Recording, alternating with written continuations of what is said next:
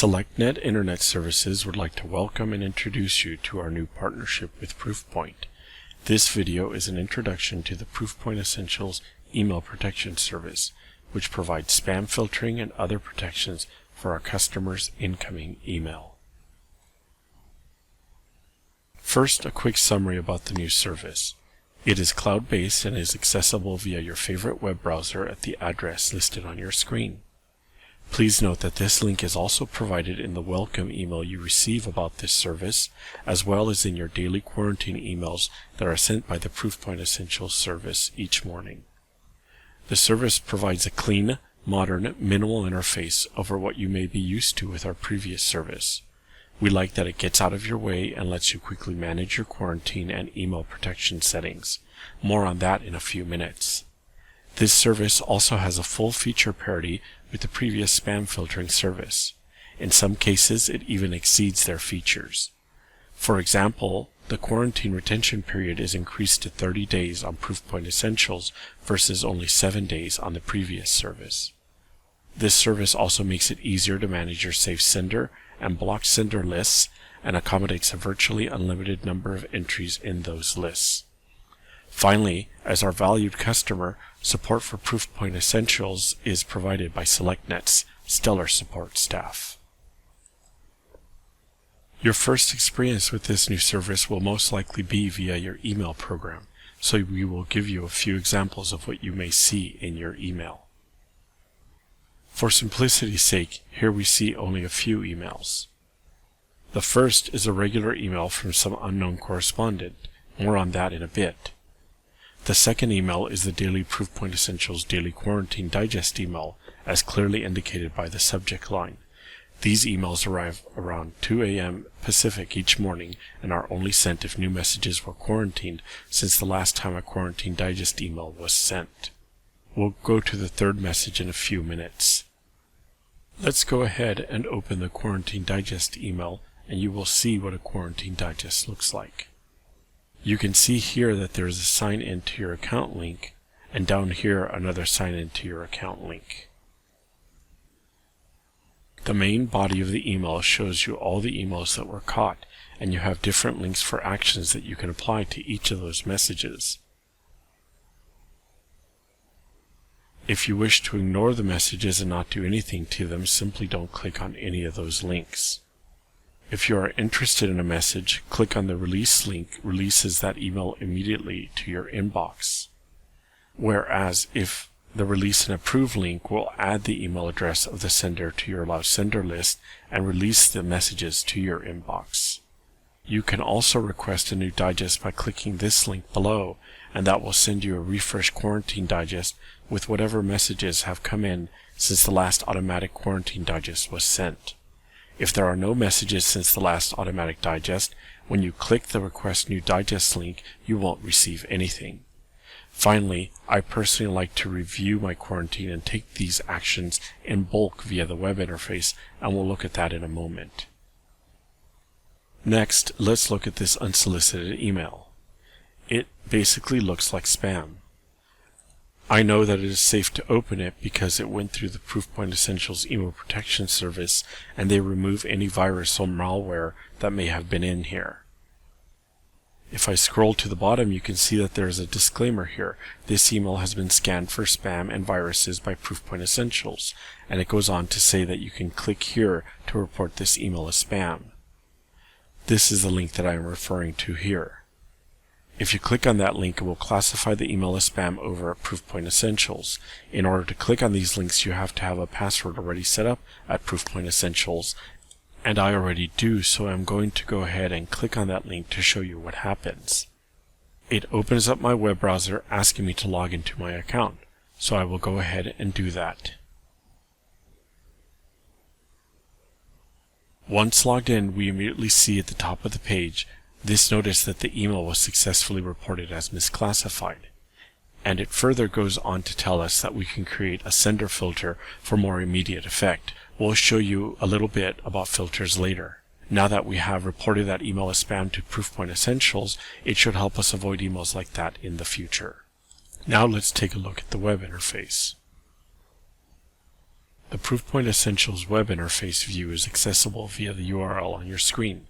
That is selectnet.cloud-protect.net. You can also reach it via the links in your Quarantine Digest or the welcome email, or preferably bookmark this link so that you have easy access via your web browser's bookmarks. The first time that you log into the email protection interface, you will want to click the Forgot Your Password link so that you may set your password. Enter your email address here, and then click the email button to receive a password reset link via email. Let me show you what a password reset link email looks like. Here's the email. Simply click the Set Password link and you will be able to set your password for the first time or any time that you forget it. Note that this link is only good for 15 minutes.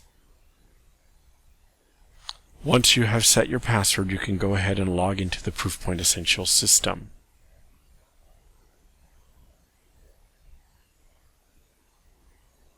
By default, you will end up on the Quarantine tab, as you see up here. There is also a Settings tab and an Emergency Inbox tab. These are all the top-level tabs. For performance reasons, the Quarantine tab does not automatically populate. Simply click the Search button down here to view the default quarantine view of today and yesterday's quarantined emails. You can also search the last 30 days worth of emails. You can see that we now have 90 entries. Any emails that are obviously spam, you can hide them so that you do not see them again in the future. For example, I'm going to select these first 10 because they all are clearly spam. And I'm going to go ahead and hide them from the logs so that they never display again. And moving forward, I know that I have taken care of them. Now here's an email that looks like it could be valid. Mostlyhosting.net expiration. As you know, we also have mostlyhosting.com as one of our properties. I can click here on the View button to see a preview of the email. Just looking through it, I see some keywords. SEO here, search engine optimization. And the price for this renewal is considerably higher than what we charge for domain renewals. And this again talks about search engine optimization, so this is clearly not actually a domain renewal or expiration notice, so I'm going to go ahead and close this preview. And everything else on this page also looks like spam, so I'm going to go ahead and hide those messages as well. If I actually had an email in this list that was valid, I could check the corresponding checkbox for that message, and from the actions up here, select Release from Quarantine and click the Apply button, and that email would immediately end up in my inbox. In addition, I could also select Release and Approve from the Actions pull-down, and just like the link in the Quarantine Digest, Release and Approve would add the sender's email address to my Save Sender list and release the email immediately to my inbox.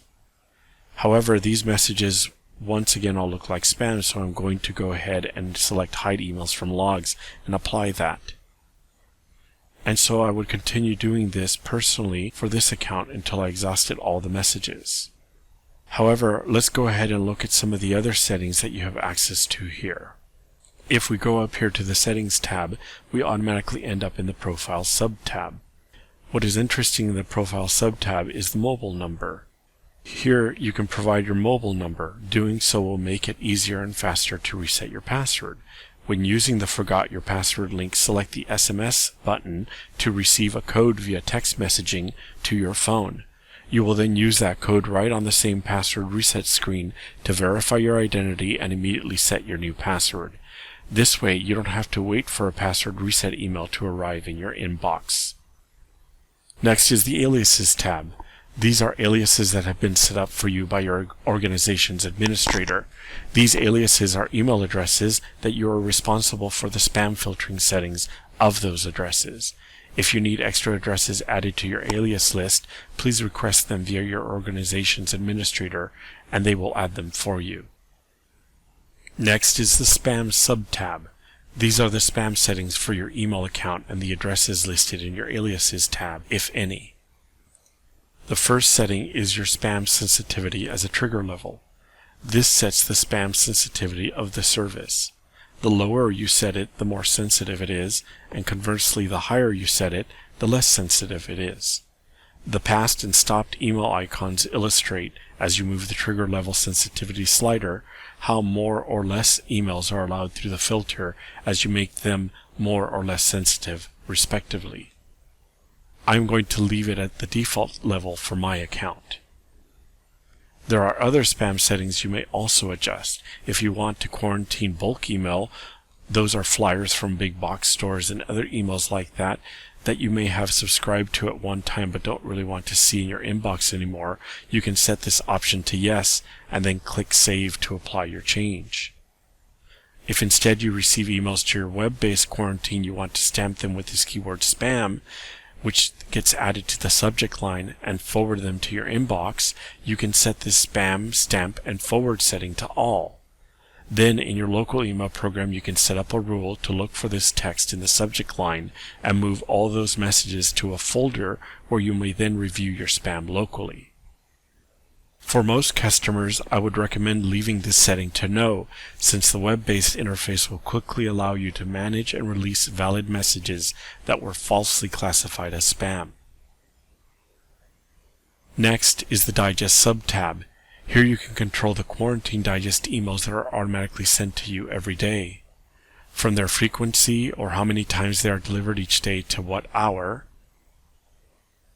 and whether or not to include a summary of the messages since the last digest, or to include all messages that are currently in your quarantine. The actual messages that get included in the quarantine are controlled by the checkboxes down here. By default, we leave these settings disabled so that you do not get any messages in your digests that were stopped by organization-wide filters or block list, group filters or block lists, or your personal filters or block lists. If you are interested in seeing in your quarantine digest those types of messages, go ahead and place a check mark next to the option you would like to see. Click the Save button below and you will start seeing those messages in your digest. You may also exclude from the Quarantine Digest any messages that the email protection system deems to be very likely spam, what was considered blatant spam in the previous system, by checking this checkbox here. That way, the messages listed in your Quarantine Digest are more apt to be messages that pertain to you, rather than cluttered with known spam. Go ahead and save your changes, and that will take effect for your next digest. Finally, the Send Digest button here allows you to request a new Quarantine Digest email with the contents of the quarantine since the last time the digest was sent. Note that regardless of these settings here, the Quarantine tab will always show you all the emails you receive that have been quarantined on your behalf. The next setting is the Group sub-tab. If your organization's admin has you in a group, you would see that here. A group listed here means that the group spam filtering settings like allow lists and filters would also apply to your incoming email. However, I am not in a group, and more than likely you are not either. The Filter sub-tab we will come back to in a moment. The final setting is the Sender Lists sub-tab. In these text boxes, you may enter any domains, email addresses, or for more advanced users, even IP addresses of senders, to respectively block those entries listed in the blocked sender list and bypass the spam filters and allow the entries if listed in the safe sender list. What is great is that these lists are very easy to add and edit. So let's say we have a bad sender at baddomain.com that we want to block, and we also have spammer at another domain.com that we want to block. So you can keep entering individual email addresses like that in just a domain. Spammydomain.com, so we want to block all of those. And of course, jumping down to the safe sender list, we want to allow emails from Mom. Her email is mom@family.org. We click the Save button below and the system sorts them for us in alphabetical order with domains listed first, followed by email addresses as you see them here. Now let's say we want to receive an email at this domain because one correspondent at spammydomain.com is actually valid. So we can enter their address, say good@spammydomain.com, into my Save Sender List text box, click Save, and now the emails will be accepted, but anything else from spammydomain.com will be blocked, which is a great feature to have.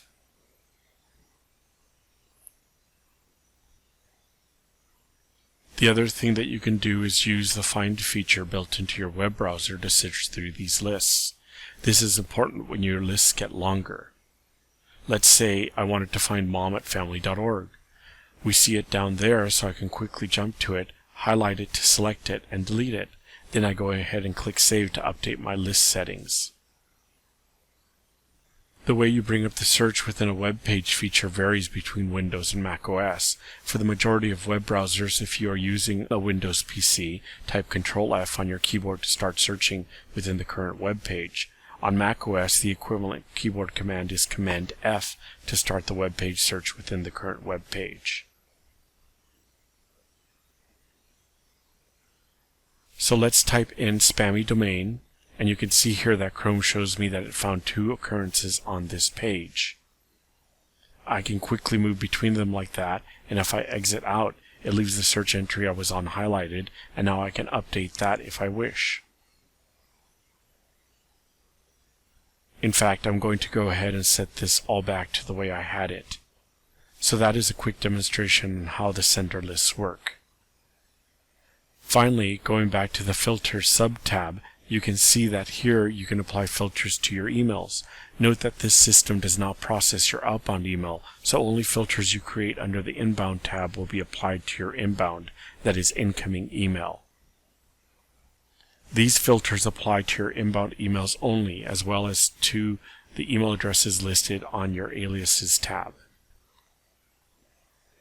When you create a new filter, there are many different options that you may use to block or allow emails based on the filter's logic.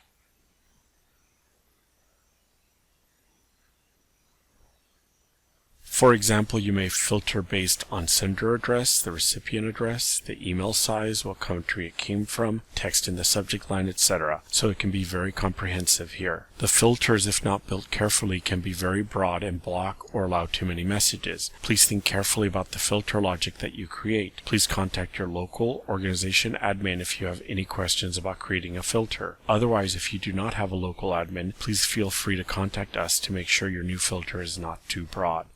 One other item to note on the Profile sub-tab, if you jump to the bottom of the page, you can see some statistics on your inbound email. You can see how many of your inbound messages were clean and how many had viruses or contained images or were spam that were blocked. This is a rolling total for the last 30 days. Again, this system does not process your outbound email, so that is why the outbound stats section will always be 0. Finally, the last main tab at the top, the Emergency Inbox tab. If you click on that, it opens in a new pop-up window. The Emergency Inbox feature can be used in the event that your mail server is down for any reason. Say your mail server is down for maintenance or crashed and is being rebooted, then this window will contain any new, clean, incoming emails sent to you during your mail server's outage. If you are expecting a message during the outage and it does not show up here, you may go to your Quarantine tab to search for them. For example, I was expecting an email from Daniel, and I know that Daniel is part of the email address. If I type Daniel into the From text box and search, the system looks through my Quarantine for emails that contain the word Daniel anywhere in the email address, even in the domain name, and it would show those messages here. Finally, to log out of the system, go up here to your name, and from the pull-down menu, you can see that you can quickly jump to any of these different sections, but I'm going to go ahead and log out. At this point, we'd like to thank you for your time. If you are an administrator, please stick around and we'll show you how you can access your personal quarantine. This addendum is for organization administrators for accessing your personal quarantine. To access your personal quarantine as an administrator, first log into Proofpoint Essentials using your administrator username and password. More than likely it is your personal email address. You simply have been elevated with privileges over your organization's email protection settings. Once logged in, you will find yourself in the Company Settings tab. Please click on the next top-level tab that reads Logs. Find your name and follow that row to your Action column and click on your Logs button. It immediately takes you to the quarantine and populates it, and by default it shows the quarantine messages for today and yesterday as shown in the Receive pull-down menu. You may also use this to manage the quarantine for any of your users. Once again, thank you for your time. If you have any Proofpoint Essentials questions, please contact our support staff. You may email support@select.net, call 760-438-9555 and select options 5 then 1, or visit our website at www.select.net.